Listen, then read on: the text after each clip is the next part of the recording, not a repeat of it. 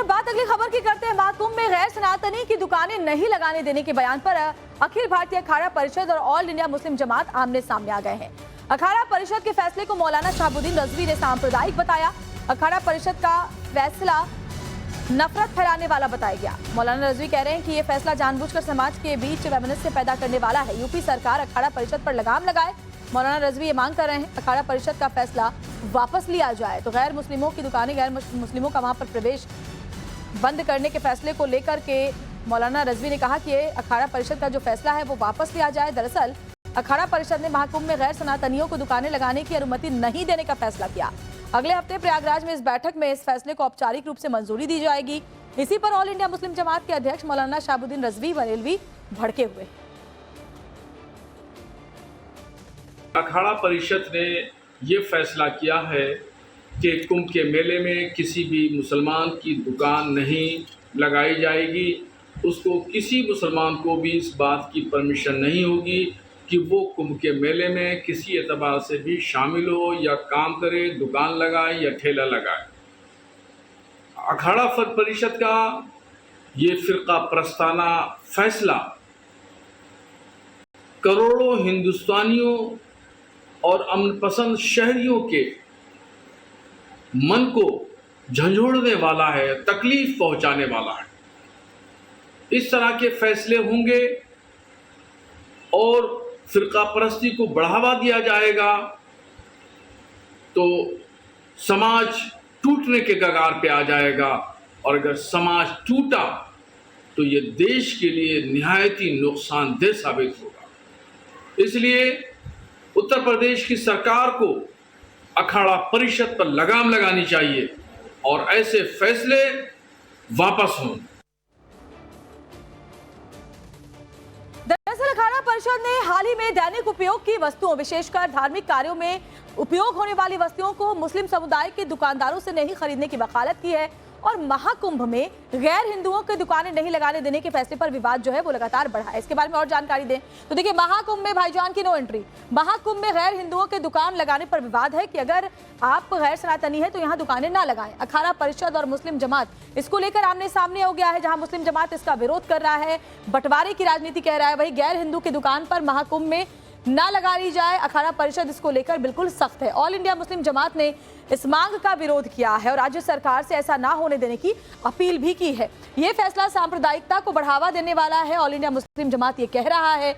वहीं मौलाना रजवी ने यूपी सरकार से कार्रवाई की मांग की है, यानी कि कहा है कि ऐसा फैसला ना लिया जाए, पाबंदी मुस्लिमों पर नहीं लगाई जाए। उनकी रोजी रोटी का सवाल है, हर साल वो लगाते आए हैं, हर कुंभ में वो आए हैं। अब ऐसे में यूपी सरकार से मांग मौलाना रजवी की तरफ से की गई है महाकुंभ में। वहीं अखाड़ा परिषद ने यह साफ किया है कि जो बैठक होगी उसमें औपचारिक रूप से यह फैसला ले लिया जाएगा कि किसी भी गैर सनातनी की दुकान महाकुंभ में ना लगे।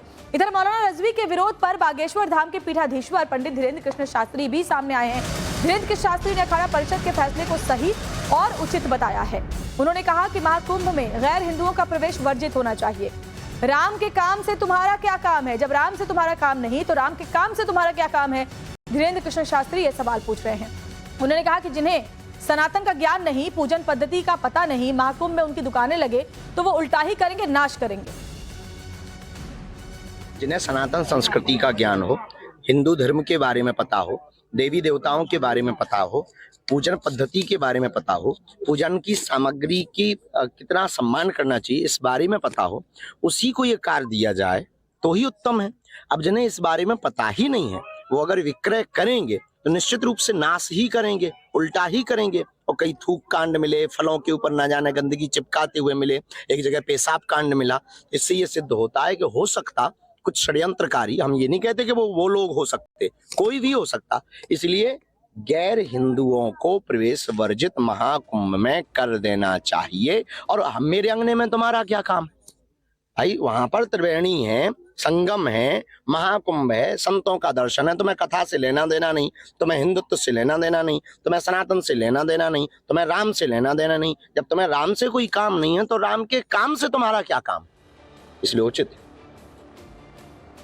और चलिए अब आपको दिव्य और भव्य महाकुंभ के बारे में भी कुछ जानकारियां दे देते हैं। तो दिव्य और भव्य महाकुंभ के बारे में बताएं तो 13 जनवरी 2025 से महाकुंभ की शुरुआत होने वाली है। सिक्योरिटी मॉडल AI टूल से तैयार किए गए हैं। महाकुंभ में क्या खास इंतजाम है आपको बताते हैं। और देखिए security model artificial intelligence tool से तैयार किए गए हैं ताकि सिक्योरिटी जो है वो बिल्कुल चाक चौबंद रहे। महाकुंभ मेला क्षेत्र में एंटी ड्रोन सिस्टम भी लगाया जाएगा ताकि हर चप्पे चप्पे पर पैनी नजर जो है वो प्रशासन की रहे और सुरक्षा के पुख्ता इंतजाम यहाँ पर किए जा सके। 3 पुलिस लाइन समेत 3 महिला थाना भी खासतौर पर श्रद्धालुओं की मदद के लिए स्थापित यहाँ पर किया जाएगा। एयरपोर्ट से मेला क्षेत्र तक VVIP कॉरिडोर खासतौर पर बनाया गया है ताकि जो VVIPs वहां पहुंचेंगे वो सीधे वहां पर जा पाएं। विशेष स्नान पर्वों पर कोई VIP मूवमेंट नहीं होगी, ये भी बहुत बड़ी बात है ताकि आम श्रद्धालु जो हैं वो खास स्नान पर्वों पर आसानी से स्नान कर पाएं। सफाई व्यवस्था के लिए 10,000 कर्मचारी होंगे जो हमेशा सफाई में लगे रहेंगे। महाकुंभ के लिए 7,000 से अधिक बसें भी लगेंगी जो कि अलग अलग रेलवे स्टेशन आसपास से लोगों को महाकुंभ स्थल तक ले जाएगी। विशेष सूट में रहेंगे ड्राइवर, नाविक और गाइड ताकि पता चल सके कि कौन कौन से ऑथराइज्ड ड्राइवर, नाविक और गाइड हैं जो कि वहां लोगों की मदद करने के लिए तैनात रहने वाले हैं। तो क्या खास इंतजाम किए गए हैं सुरक्षा को लेकर और सुविधाओं को लेकर वो ग्राफिक्स के जरिए हमने आपको बताया है। तो महाकुंभ जब लगेगा खासतौर पर ऐसे जो खास स्नान करने वाले दिन होंगे वहां कोई VIP मूवमेंट भी नहीं होगी। और मनीष हमारे साथ, हमारे सहयोगी सीधे जुड़ गए हैं। मनीष, चप्पे चप्पे पर पैनी नजर, सुविधाओं का खास ख्याल, महिलाओं को, बुजुर्गों के लिए खासतौर पर तमाम इंतजामात, यानी किसी तरह की कोई कसर नहीं छोड़ी जा रही है। हालांकि पिछली बार भी हमने अर्धकुंभ में देखा था तैयारियां अलग ही स्तर की थी और इस बार तो और भी ज्यादा खास तैयारियां नजर आने वाली हैं।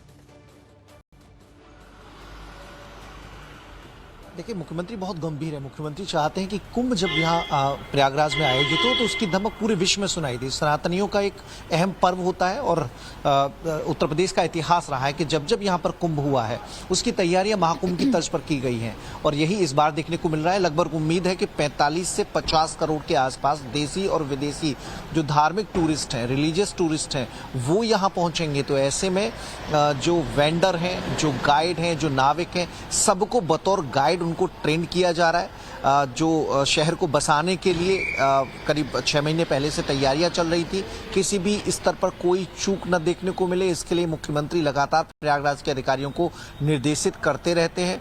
साधु संतों के साथ समन्वय बिठाकर उनकी जो सनातन परिपाटी रही है उससे कहीं कोई समझौता ना हो, इसका भी खास ख्याल इस बार के कुंभ में रखा जा रहा है और वो देखने को भी मिल रहा है। प्रशासन एकदम चाक चौबंद है। जो अब प्रयागराज पुलिस कमिश्नरेट के अधिकारी और कुंभ मेला परिक्षेत्र के जो प्रशासनिक अधिकारी हैं आपसी तालमेल के हिसाब से वहां पर काम कर रहे हैं। तो कोशिश ये है कि जब कुंभ का यहाँ पर आयोजन हो, साधु संतों की मौजूदगी रहे और जो सैलानी आए उन्हें किसी प्रकार की कोई दिक्कत न होने पाए। कल नगर प्रवेश हुआ था जिसमें बड़ी संख्या में साधु संत प्रयागराज पहुंचे थे। कोई भी दिक्कत श्रद्धालुओं को ना हो, स्नान करने जो लोग पहुंचेंगे उनको किसी तरह की असुविधा ना हो, इसके लिए परिक्षेत्र के जो प्रशासनिक अधिकारी हैं आपसी तालमेल के हिसाब से वहां पर काम कर रहे हैं। तो कोशिश ये है कि जब कुंभ का यहाँ पर आयोजन हो, साधु संतों की मौजूदगी रहे और जो सैलानी आए उन्हें किसी प्रकार की कोई दिक्कत न होने पाए। कल नगर प्रवेश हुआ था जिसमें बड़ी संख्या में साधु संत प्रयागराज पहुंचे थे। कोई भी दिक्कत श्रद्धालुओं को ना हो, स्नान करने जो लोग पहुंचेंगे उनको किसी तरह की असुविधा ना हो।